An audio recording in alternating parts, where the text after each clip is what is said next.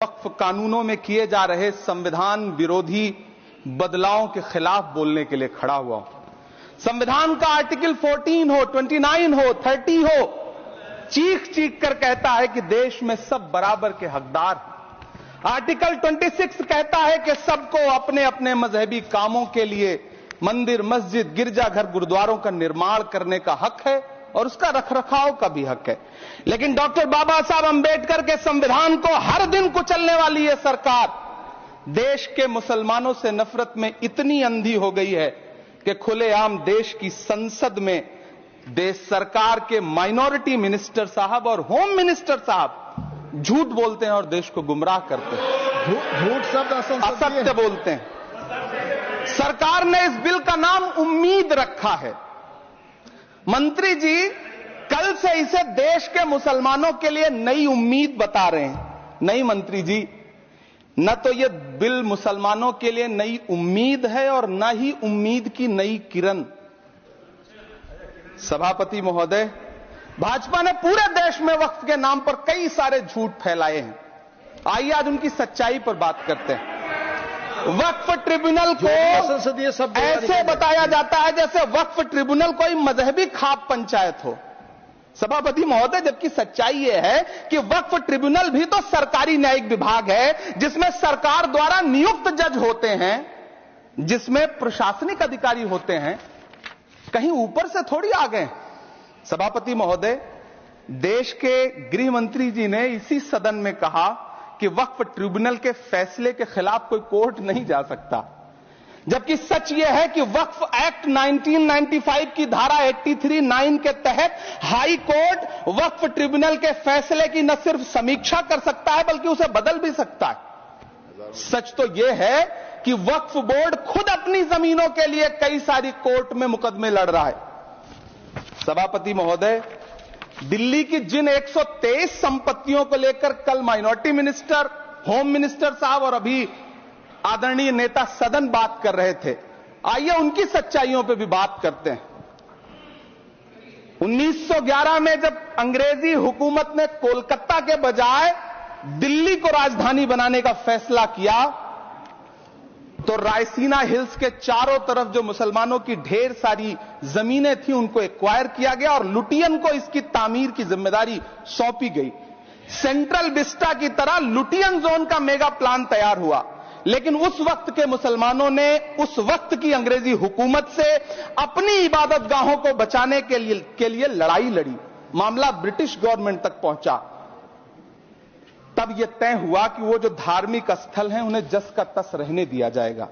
India gate के बगल वाली मस्जिद हो, जाप्तागंज, सुनहरी बाग मस्जिद हो, पार्लियामेंट रोड वाली मस्जिद हो, ऐसी 123 संपत्तियों के मैनेजमेंट के लिए 1913 में मुसलमान वक्फ वैलिडेशन एक्ट बना और उसके बाद एक नया शहर बसाया गया जिसे लुटियंस जोन का नाम दिया गया। फिर 1943-45 के बीच एक और समझौता हुआ आजादी से पहले। उसके तहत काफी सारी वक्फ जायदादों को सुन्नी मजलिस औकाफ बनाकर उसके अंडर किया गया ताकि उसकी देखरेख की जा सके। गृह मंत्री जी 2 दिन से सदन में जो बात कह रहे हैं वो दरअसल 123 संपत्तियां उसी सुन्नी मजलिस औकाफ के तहत आती है। सभापति महोदय, आजाद भारत आजाद हुआ। आजादी के बाद भारत में 1954 में वक्फ एक्ट लागू हुआ, जिसकी धारा 9 के तहत 1964 में केंद्रीय वक्फ काउंसिल का गठन हुआ। दिल्ली की वही 123 प्रॉपर्टीज को 1970 में सर्वे गजट करके गजट नोटिफाई किया गया। इसके निपटारे के लिए पूर्व प्रधानमंत्री इंदिरा जी के द्वारा 1974 में एक बर्नी कमेटी बनाई गई। बर्नी कमेटी ने 1976 में इन 123 संपत्तियों को दिल्ली वक्फ बोर्ड की संपत्ति होने की रिपोर्ट सौंपी।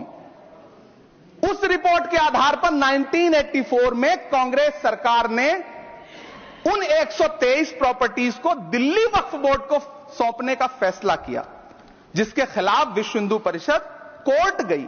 मामला 2011 तक पेंडिंग रहा।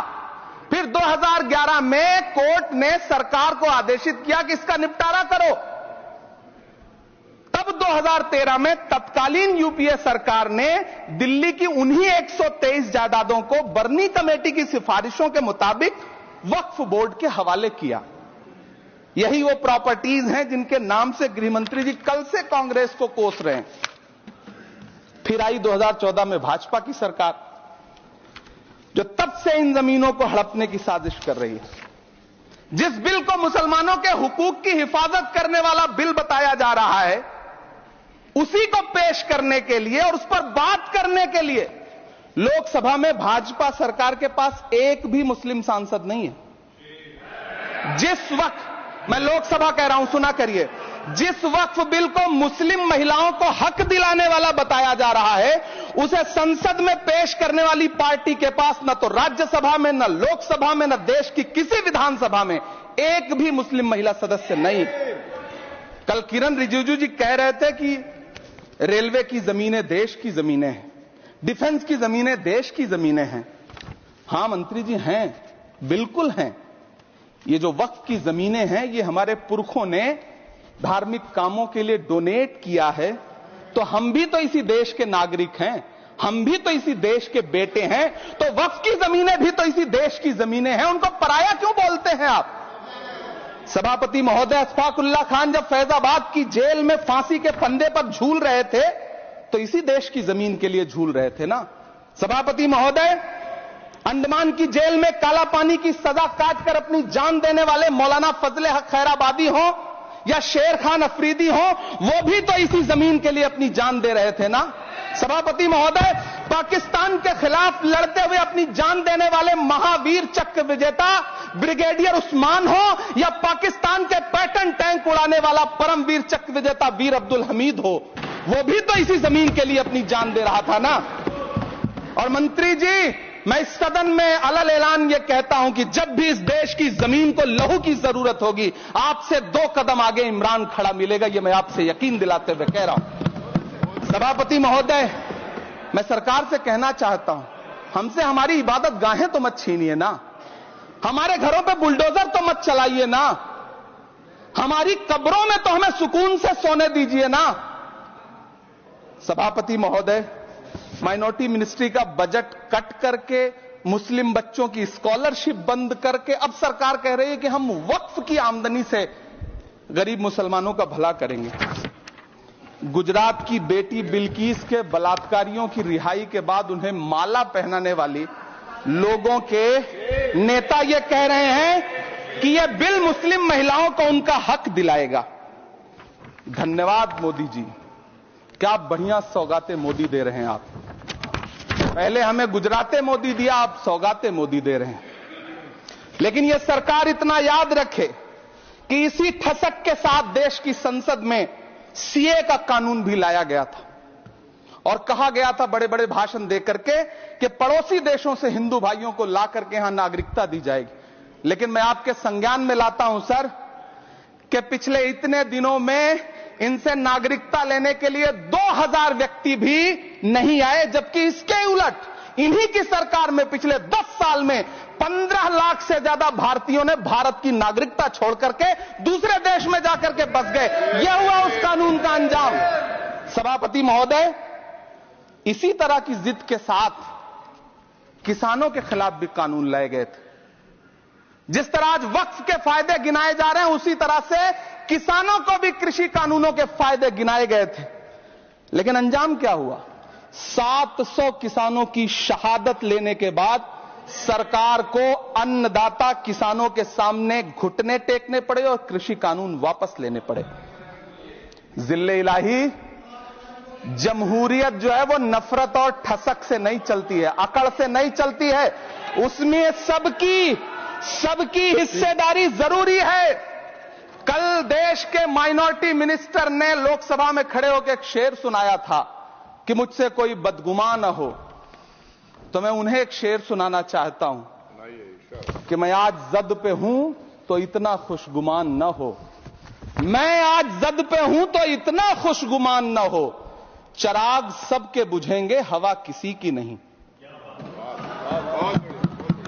नीतीश कुमार जी हों, चंद्रबाबू नायडू जी हो, चिराग पासवान जी हो, जयंत चौधरी जी हो, देवे गौड़ा जी हो, जीतन राम मांझी जी हो, सबको समझना पड़ेगा कि जब जंगल में आग लगती है तो न वो बरगद बचते हैं जो हवा को आंधी में तब्दील करते हैं, न वो बांस बचते हैं जो आपसी रगड़ से चिंगारी पैदा करते हैं। सभापति महोदय, जब देश को मनमोहन सिंह साहब जैसा काबिल प्रधानमंत्री मिलता है तो देश को आरटीआई जैसा एक्ट मिलता है, सेज जैसा एक्ट मिलता है, मनरेगा जैसा एक्ट मिलता है, लिबरलाइजेशन मिलता है, राइट टू एजुकेशन मिलता है, नेशनल फूड सिक्योरिटी एक्ट मिलता है। लेकिन जब देश को सौगातें मोदी मिलती है तो क्या मिलता है? सीए मिलता है, फॉर्म्स लॉ मिलता है, आर्टिकल 370 मिलता है, इलेक्टोरल बॉन्ड जैसा एक्ट मिलता है और वक्फ अमेंडमेंट एक्ट जैसे बिल देश को मिलते हैं। मुझे तो अपने हमवतन भाइयों से पूछना है कि आपको अपने बच्चों की तरक्की, खुशहाली और नौकरी की दरकार है या फिर मुसलमानों की दान की गई जमीनों को लूटकर धन्ना सेठों को देने की साजिश करने वाले कानून की? सभापति महोदय, यह सरकार रात के 3 बजे तक पूरे देश को जगा करके संसद में अपने ही नागरिकों को नीचा दिखाने के लिए वक्फ बिल ला रही थी, तो उधर रात के 1:30 बजे अमेरिका हम पर 26% टैरिफ लगा रहा था। सरकार की प्राथमिकताएं देश को पता। सभापति महोदय, मैं बहुत भावुक हूं आज, और मुझे अच्छा लगा कि आदरणीय नेता सदन जगत प्रकाश नड्डा जी ने बहुत अच्छी बातें भी की, मन से बातें की। क्योंकि उनके नाम में प्रकाश जुड़ा है तो मैं उनमें हमेशा एक रोशनी की किरण देखता हूं। मैं उनके सामने बहुत अदब से यह बात कहना चाहता हूं कि चिरागों के सफर में दबदबा हो आंधियों का तो फिर अंजाम जुल्मत के सिवा कुछ भी नहीं होगा। यह दुनिया नफरतों के आखिरी स्टेज पर है, इलाज इसका मोहब्बत के सिवा कुछ भी नहीं होगा। मैं भावुक हूं, मेरी पलकें गीली हैं। अगर देश की एक बहुत बड़ी आबादी को लगता है कि आप उसका भला करने के लिए नहीं बल्कि उनकी इबादतगाहों, उनकी कब्रिस्तानों, उनकी खानकाहों को बर्बाद करने का बिल ला रहे हैं, तो फिर आप अगर समझाने में नाकामयाब रहे हैं तो यह आपकी नाकामयाबी है। पहले समझाइए, उसके बाद कोई बिल लेकर के आइए, तब शायद हम आपका इतनी पुरजोर तरीके से विरोध ना करें। लेकिन सभापति महोदय, मैं अंत में सिर्फ इतना कहना चाहता हूं कि इस बिल में जो भी पॉइंट्स दिए गए हैं, बॉम्सी पोर्टल देख लीजिए, सरकार का झूठ आपको पकड़ में आ जाएगा। हम डरे नहीं हैं, हम सिर्फ सरकार से अपील कर रहे हैं कि हमें अपना समझिए। हम आपके अपने हैं, इस देश के नागरिक हैं, और आप ताकत में हैं। संख्या बल के आधार पर बिल हो सकता है आप पास करा लें, लेकिन आपको यह बात समझनी पड़ेगी कि हम तो वो तारीख हैं, जहनों में रहना है जिसे, कागजी पुर्जे नहीं जो फाड़ डाले जाएंगे। जिस जमीन पर मैं खड़ा हूं यह मेरी पहचान है। आप आंधी हैं तो क्या मुझको उड़ा ले जाएंगे?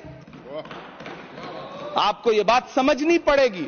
आपको अगर इतना विपक्ष की तरफ से पहले जेपीसी में इतने सारे पॉइंट्स आए और उसके बाद कल से लोकसभा में और राज्यसभा में सुझाव आप सुनने को तैयार नहीं है, लोगों की शंका को दूर करने के बारे में आप बिल्कुल सोच नहीं रहे, बस आप कह रहे हैं यह बिल उम्मीद की नई किरण है। नहीं साहब, इसे भले किरण जी लेके आए हैं, लेकिन यह उम्मीद की नहीं बल्कि नाउम्मीदी की किरण है। और इस देश की एक बहुत बड़ी आबादी इस बात से खदशे में है, शक में है कि आप सीधे उनकी जमीनों को लूट करके धन्ना सेठों को बेचना चाहते हैं। मेरी अब भी आपसे अपील है कि इस बिल को वापस लीजिए। यह बिल कहीं से आपके अपने नागरिकों के लिए अच्छा नहीं है। यह बिल सिर्फ इस देश के मुसलमानों को नीचा दिखाने का और अपने एक ऐसे मतदाता वर्ग को खुश करने का बिल है जिनको इस बिल के पास हो जाने से कुछ मिलेगा भी नहीं, लेकिन आप एक नैरेटिव देना चाहते हैं, एक मैसेज देना चाहते हैं।